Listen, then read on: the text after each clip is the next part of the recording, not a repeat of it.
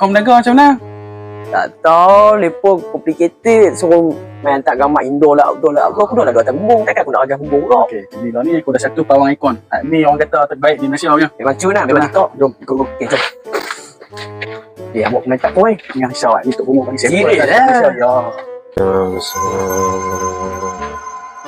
Oh, ni lah Tok Bumuk yang main kata padu.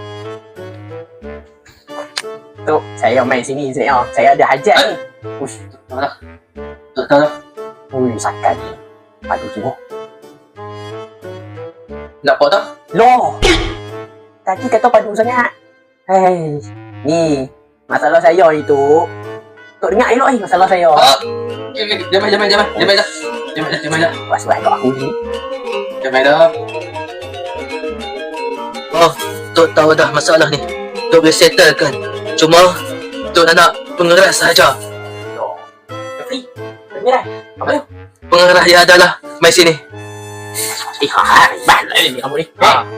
Oi, Tok. Apa mahal sangat? Dengar tu.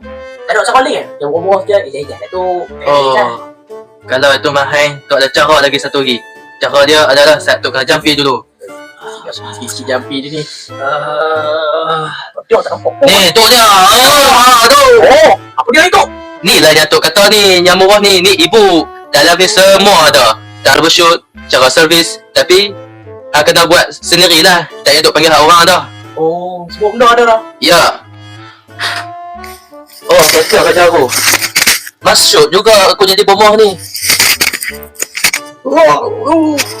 Padahal aku pemoh temberang saja.